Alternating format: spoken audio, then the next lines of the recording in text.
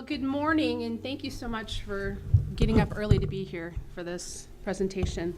So as he mentioned, I am actually a PhD researcher at the University of Nottingham, but prior to doing this, I actually ran an NGO for over 10 years doing citizen diplomacy and capacity building work in the developing world, primarily in the Middle East and North Africa. So I'm going to be kind of mixing in research with also some of my practical experience as part of this talk today. So we've already heard a lot this week about how important cultural diplomacy is. We've heard a little bit about how non-state actors fit into that process. And so that's what I'm going to talk a little bit more about, is the role of citizens in the process of not just cultural diplomacy, but actually public diplomacy, being people that are actually influencing the views and attitudes of individuals and state leaders in nation states. And in particular, I want to talk about that in relation to states that have a history of conflict. And to just kind of give a highlight of the presentation, this idea of citizen diplomacy is important as a tool for restoring relationships between states, primarily because of the changing nature of conflicts nowadays. If you look at ISIS, Al-Qaeda, these types of conflict situations nowadays, I mean, they're basically non-state actors that are engaging in the conflict, so that creates a added need for non-state actors or citizens in the process of diplomacy and also conflict resolution. So this paper is going to explore the relational side of public diplomacy, specifically looking at the importance of breaking down barriers between people of different cultures because of their history of strained relations. And I'm going to look at a couple case studies on that. The paper is going to evaluate the importance of bridging the divide around values, ways of life, and ways of thinking. And it's also going to look at case studies of citizen diplomacy efforts between the US and the Soviet Union and Palestine and Israel. In addition, it's going to explore the important role that media coverage has had involved in looking at post-conflict citizen diplomacy efforts in Libya. So, what is citizen diplomacy? Well, it's also sometimes referred to as people's diplomacy. In this conference, you're referring to cultural diplomacy as kind of this overarching theme. But often when people think of cultural diplomacy, they think more of the arts and music. And so I'm going to use the word citizen diplomacy, although it could be used interchangeably with the idea of cultural diplomacy more broadly defined. But it is this idea of average citizens engaging as representatives of a country or a cause. There's been an increasing role of non-state actors in doing this type of public diplomacy work, and the reason that it has been neglected has primarily been because of the emphasis or the prominence of the realist theme or realist paradigm of international relations that looks at the state as central to all things diplomatic. And because of the role of the state being the kind of the prominent actor, the role of non-state actors has been somewhat neglected, but that doesn't mean that it hasn't been happening or that it hasn't existed for many years. One of the examples is in 1945, the US State Department had invited 4 voluntary organizations interested in this Chapultepec conference in Mexico City to send representatives. And it was kind of a pilot effort. They invited voluntary organizations, what we would call NGOs today, to send representatives. And then they did a continuation of that pilot with UNESCO. And in this article that James Marshall wrote, he actually talked about this idea of how important and strategic citizen actors are. He said that if wars begin in the minds of men, then it is in the minds of men that defenses of peace must be constructed. And this, of course, includes assessing the thoughts of laymen to maintain affirmative peace. So modern diplomacy today is used as a tool for influencing the views of governments and citizens performed by both state and non-state actors. There is an interplay between citizen diplomacy and public diplomacy, and of course cultural diplomacy, which kind of more broadly is involving a variety of types of diplomacy. But specifically when I'm thinking of citizen diplomacy in this context, I'm thinking about citizens as influencers of peoples of other nations about who their country is, what their foreign policies are, and what they believe. And this idea is, it's important for us to understand our respective cultures, but also why we do the things we do, why does our government do the things we do, especially when countries have had conflict, because there's obviously been this divide that needs to be bridged. And I think this has been a recognition since the terror attacks of 9/11 that there's an increasing need for public diplomacy, and in particular, in the United States, I know they've really emphasized the role of non-state actors. They've seen the value that citizens have in engaging in the dialogue. The challenge has been that they recognize that traditional public diplomacy has not really been relevant in cases of intractable conflicts, because citizens are at the center of those conflicts. And so if you're going to find a way to kind of navigate those conflicts, you really do need to have citizens as part of it. So there's also been this shift towards what's called relational public diplomacy. So primarily in the past, governments have looked at messaging and using media sources and things like that to influence foreign publics. Well, now there's been a shift to more of a relational approach, realizing that people are at the center of these conflicts, therefore people must be at the center of resolving those conflicts. And this relational turn suggests a growing interest from public diplomacy theorists in dialogue, transparency, trust, and commitment. So, what are the components of effective citizen diplomacy? Well, the first and foremost would be relationships. Now, this is something that is just starting to be talked about among public diplomacy theorists, but of course, those of you who are working in more cultural diplomacy have been talking about this for years. And there is this understanding that people influence people, and so you can only do so much with media. And so looking at strategic ways to have dialogues, have conversations, have collaborations between people of other cultures, and finding ways particularly to bridge the divide in those places where they've already had strained relations. So it's spending time together in natural settings such as conferences, networking, events, cultural exchanges, etc. One thing that has been found is long-term activities are especially important to facilitate understanding and trust when there's been this cultural or conflict that has divided cultures. And this is something that isn't always easy to navigate, but as states start to think about this, they should be thinking about how to do more long-term types of activities.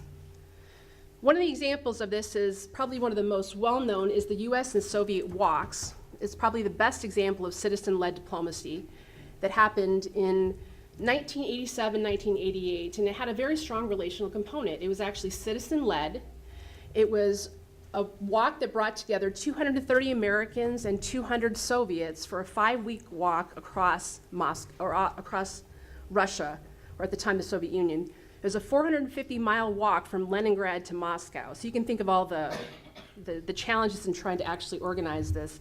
It was citizen-led. They actually decided they wanted to do this as a way to build a bridge between those two countries. It was right as Russia was going through their perestroika and glasnost initiative, looking at ways to open up, and they welcomed this delegation to come.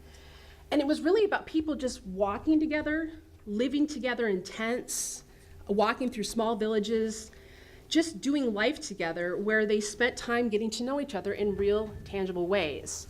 It wasn't necessarily designed to be any kind of formal negotiation. It was just really people doing life. And what they found is that there was quite a bit of a divide between their understandings of those respective cultures. But they also found that there were many commonalities, and it was through those experiences of day-to-day life, eating meals together, just sharing in conversation, that they started to understand that maybe we're not as different as we think we are, but at the same time, they realized that there were some issues or some misunderstandings that they had about each other that they needed to figure out how to navigate. And even in the midst of this event, there were some challenges that did arise. But in the end, I think this quote by Jessica Tracy best represents the effectiveness. She said, "The walk was about communication on a basic level. It was meeting our enemy face to face.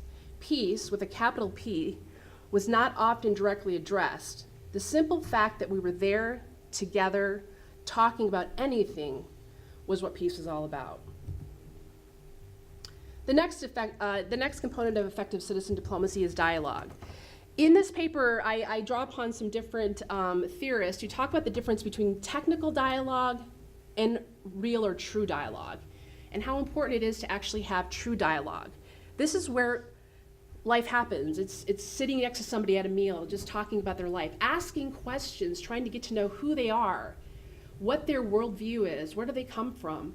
It's about relationship building. We know how to do this intuitively, but sometimes when we get into these kind of cultural environments, we're trying to do cultural exchange, it becomes more structured. And sometimes that's valuable. It's that technical dialogue where you need to negotiate over a treaty or negotiating some kind of peace agreement. But ultimately, you also need just to get to know people. And that's what this is about, is true dialogue.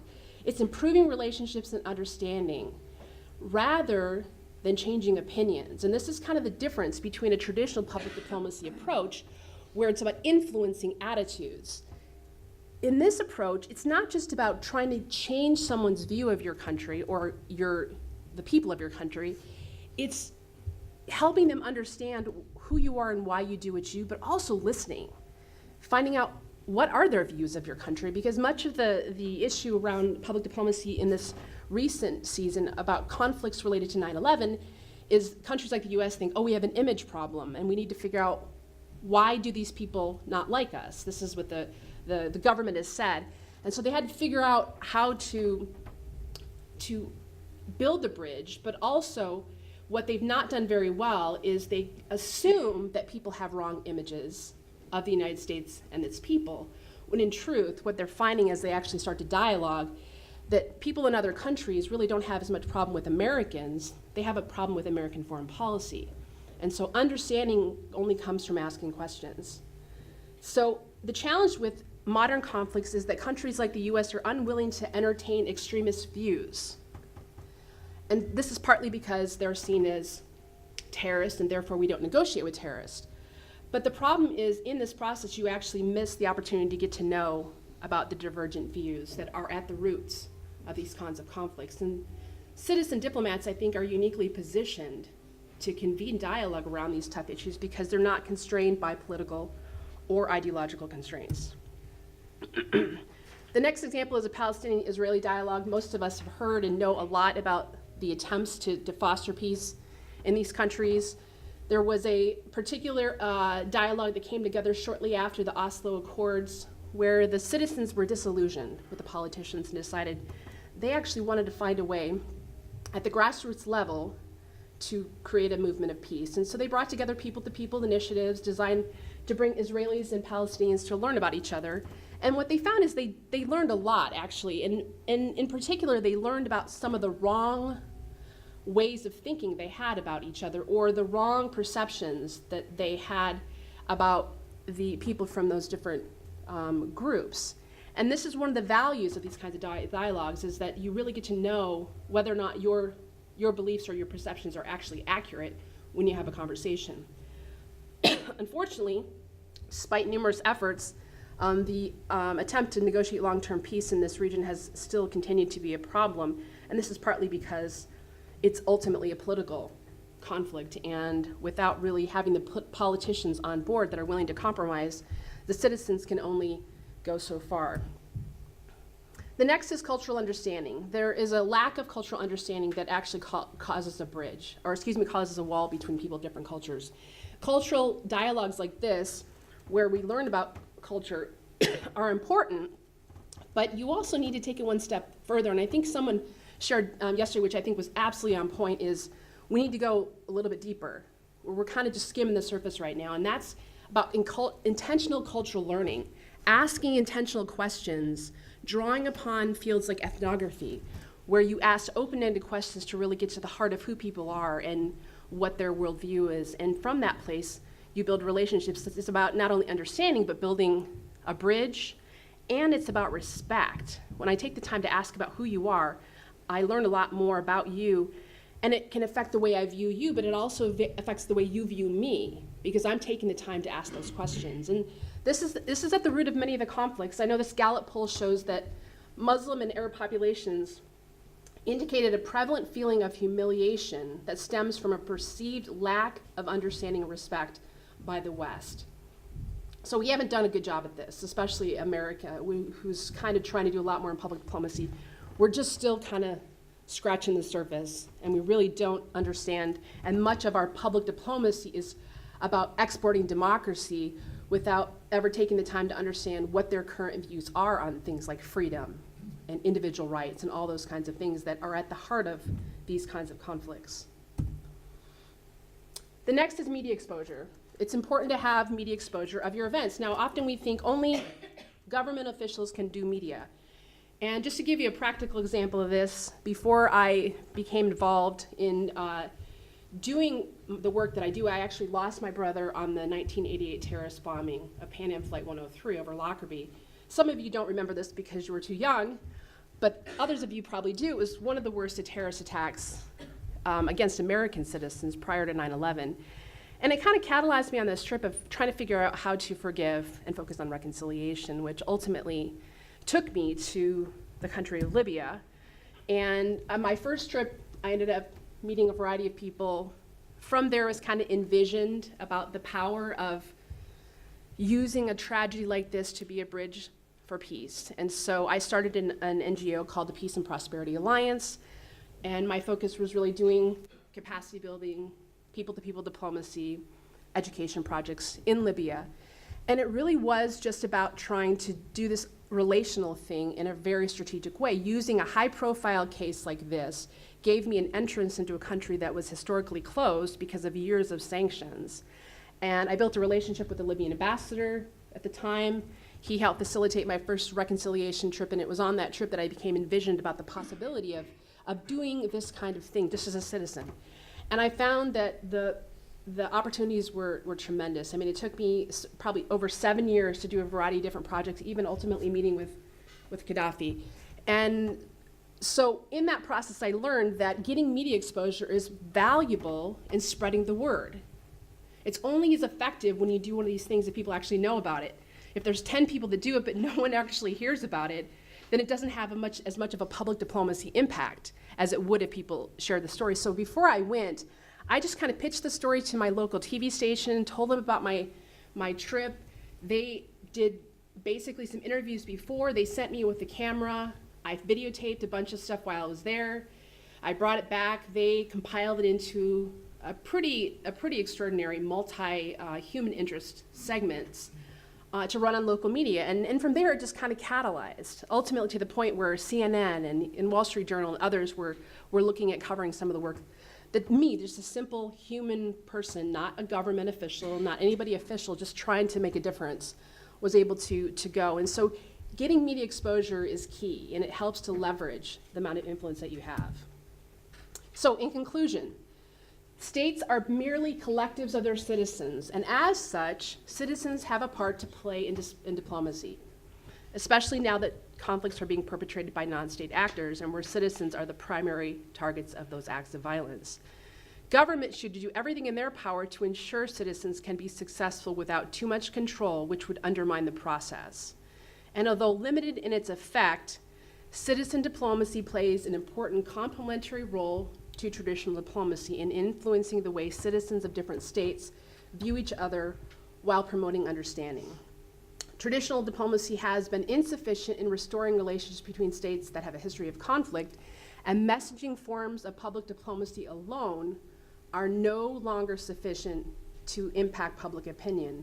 Therefore, a highly relational form of citizen public diplomacy, including cultural dialogues and intentional cultural learning, can be used to improve relations. And in that process, media strategies should be used, which will have a compounding effect by spreading the word to others. And thank you very much.